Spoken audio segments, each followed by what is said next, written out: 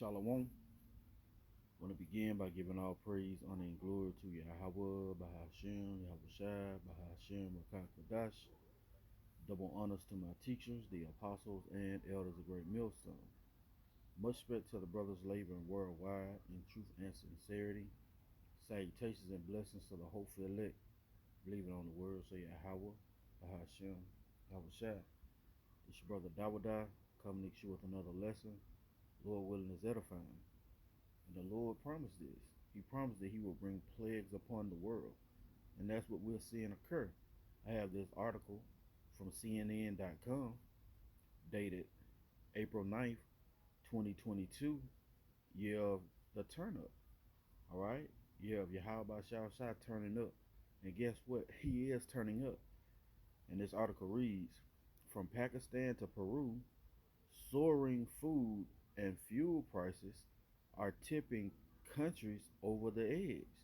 So these certain countries, all right, just listed two right here, okay, are on the edge of what? Famine, okay, on the edge of destruction. Now it has a video that I want to play, all right, and it's entitled Global Food Shortage and Higher Prices May Result from War in Ukraine, right? I'll let this commercial go ahead and go past, and then we'll unmute the video for it to play. All right, because the Lord said these things are going to come to pass, and guess what? They're coming to pass. Everything that He said is going to happen is being fulfilled right before our eyes.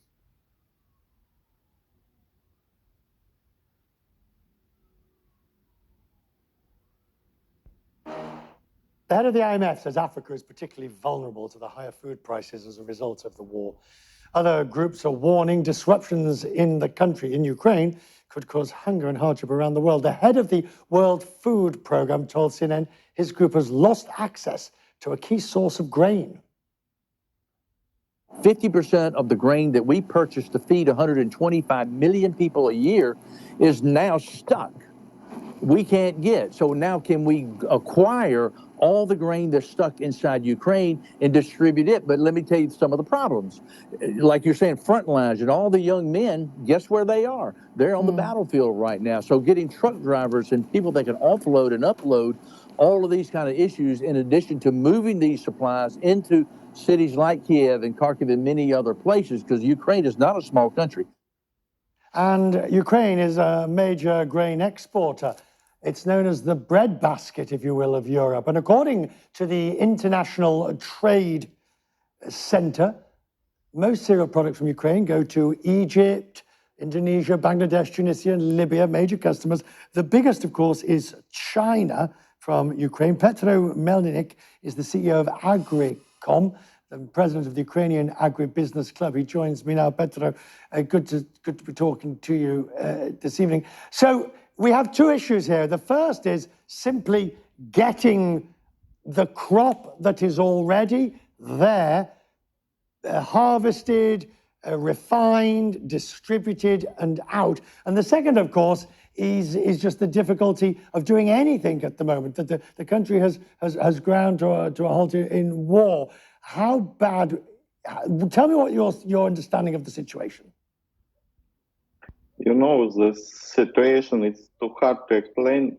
Thank you for meeting me for this conversation. You know, it's hard to explain the situation because even 15 days ago, no one can even predict such war scenarios. So I'm completely lose 80% of my agriculture divisions. Chernihiv under occupation, Lugansk under occupation, and I just can work with Zhytomyr's side of land. So we're going to see a dramatic increase in price, which of course is one issue in the market. But then we're going to see a shortage, aren't we, in countries, and that's going to lead to hunger elsewhere.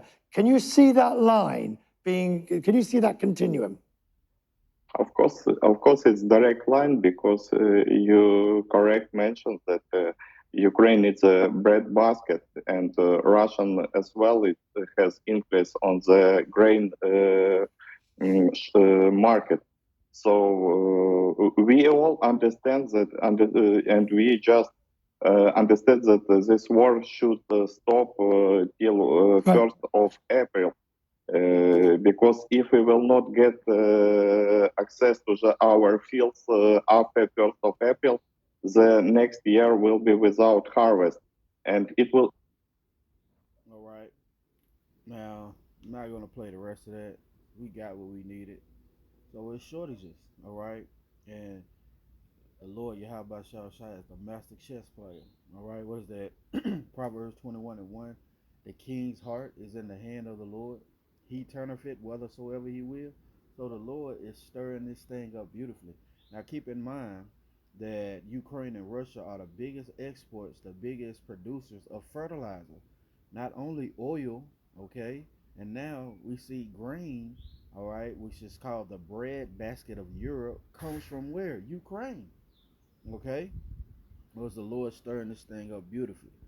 This is the book of Matthew, chapter 24 and verse 3. And as he sat upon the Mount of Olives, the disciples came unto him privately, saying, Tell us, when shall these things be, and what shall be the sign of thy coming and the end of the world, this current age, this current rulership, right? Verse 4. And Yahawah answered and said unto them, Take heed that no man deceive you, for many shall come in my name, saying, I am Hamashiach, or anointed, and shall deceive many. And ye shall hear of wars, right? Ukraine and Russia, and rumors of wars, Taiwan and what is that? China, right? It says, "See that ye be not troubled, for all these things must come to pass, but the end is not yet. For nation shall rise against nation, and kingdom against kingdom, and there shall be famines and pestilence and earthquakes in divers places.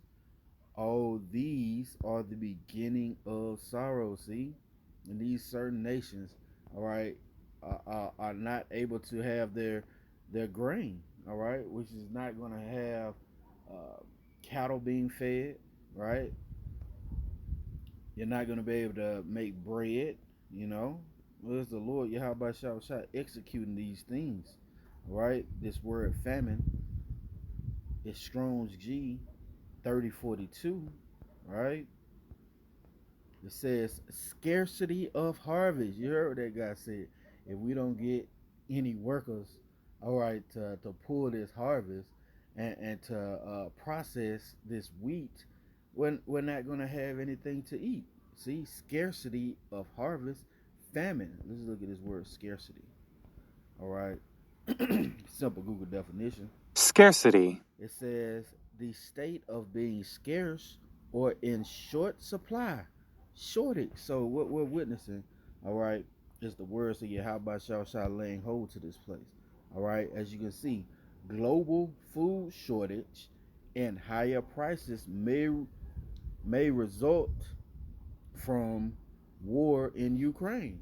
All right, and you got to keep in mind that these things were already on a scary side in the first place. Okay, so Yahweh Shai, prophesied that these things were going to happen. All right, this is the book of Second Ezra, chapter 15 and verse 1. Behold, speak thou in the ears of my people the words of prophecy, which I will put in thy mouth, saith the Lord, and cause them to be written in paper, for they are faithful and true. And that we're witnessing that, all right? From the MOTB being declared more and more, all right, which is that CHIP, all right, that you guys don't want to hearken to the prophets of the Lord, okay? You're gonna be caught out there. So these words, all right, are being declared. They're faithful and true. Fear not the imaginations against thee. Yeah, there's plenty of imaginations. All right, these wacky tacky Christians. namely vocab, hocab, malone, right? Fear not the imaginations against thee. Let not the incredulity or the unbelief of them trouble thee that speak against thee. For all the unfaithful shall die in their unfaithfulness. Behold, saith the Lord, I will bring plagues upon the world. See that? And this is a global, what did you say? Global food shortage and higher prices may result from the war in Ukraine. So the Lord says he's going to bring plagues upon the world. 2nd Ezra 15:5. Behold, saith the Lord, I will bring plagues upon the world, the sword, famine, death, and destruction. See? Why is the Lord doing this? For wickedness have exceedingly polluted the whole earth, and their hurtful works are fulfilled. See? Even scriptures say that their sins have reached up even to the skies. All right, this devil has ran his course, and that's why things are being made manifest. It's Ezekiel chapter 5 and verse 16. When I shall send upon them the evil arrows of famine. You think, all right, when this war started with Ukraine, that they believed that those grain supplies were not going to be readily available? No, they didn't believe that. They didn't have in that. They had that in their mindset. All right, it was a evil arrow shot out of famine by Yahawah Bahasham Yahawashi, a strategic checkmate move, man. It says, which shall be for their destruction, which I will send to destroy you, and I will increase the famine upon you, and will break your staff of bread. See? So will I send upon you famine and evil beasts, and they shall bereave thee, and pestilence and blood shall pass through thee, and I will bring the sword upon thee. I, the Lord, Yahawah, have spoken it. See? So these words are faithful and true, man.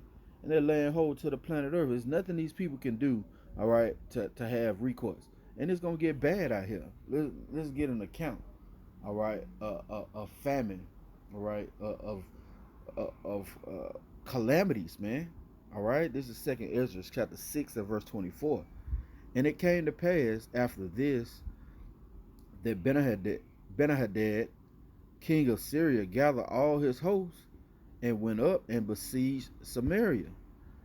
And there was a great famine in Samaria, and behold, they besieged it until an ass's head was sold for 80 pieces of silver, and a fourth part of a cab of dove's dung for 5 pieces of silver. You see where it says higher prices, right?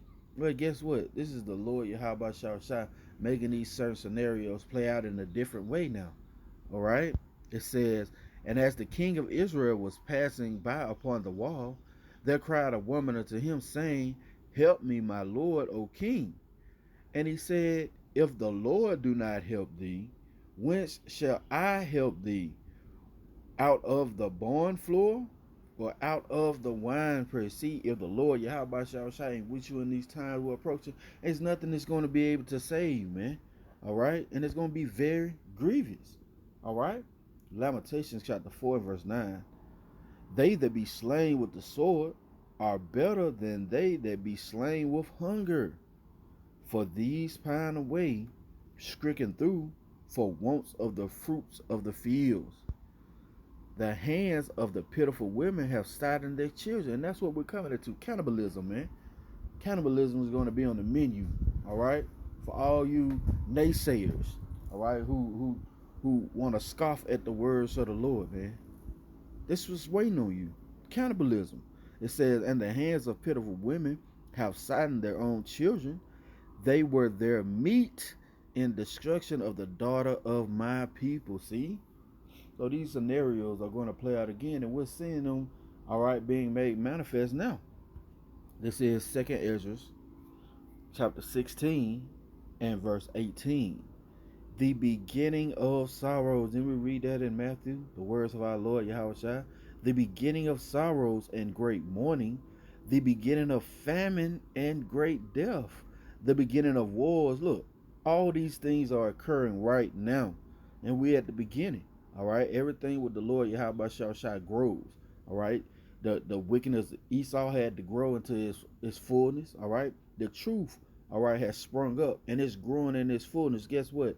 This famine, all right, this is set to lay hold to these people, man. It's growing in its fullness.